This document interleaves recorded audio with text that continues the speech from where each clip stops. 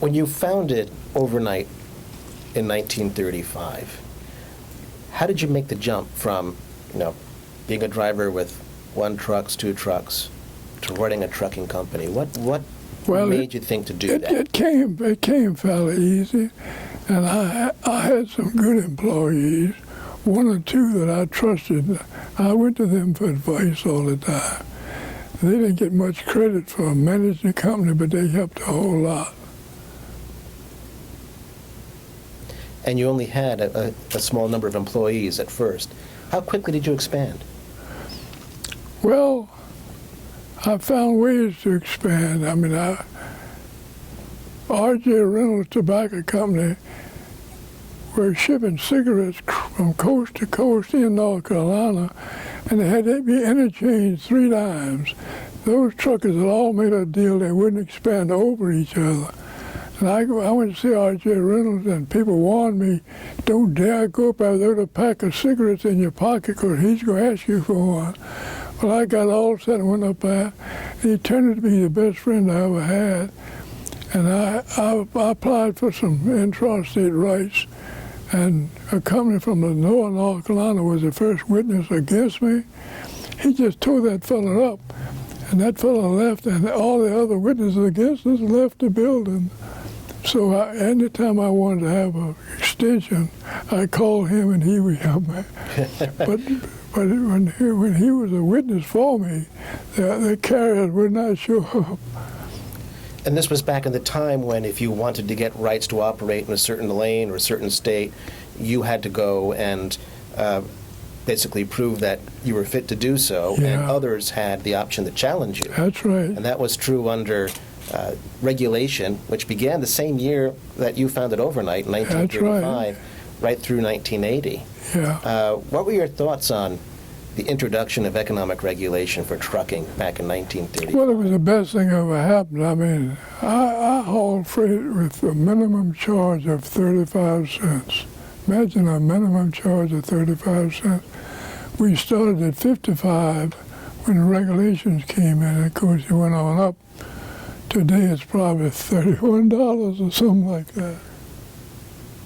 I had a lot of experience with equipment, and I worked hard with equipment, and I kind of set a pattern. I was the first person to get twin trailers in Virginia, and I was allowed to run from Richmond to Alexandria for 2 years on test runs. And at that time, UPS came into the picture, and the Corporation Commission wanted to release all carriers so we could all compete with each other. And from that date on, the smallest shipments went to UPS and FedEx. Was it really hard to get financing in those days if you were a trucking company? It was impossible. The railroads had people on every board, every bank board, and it was tough as heck to get in and borrow anything. They basically kept the trucking companies out or locked them out of that financing opportunity. Oh yes, the railroad made it tough for the truck lines to expand, to get more weight, to get more length, more height. Every year we'd fight for some improvement. Mm-hmm. And I remember a 28-foot trailer was about as long as you could have at one time.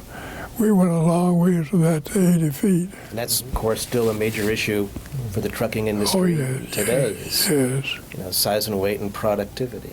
Jack, if you could take a moment to talk a bit about that and how it affects UPS Freight today.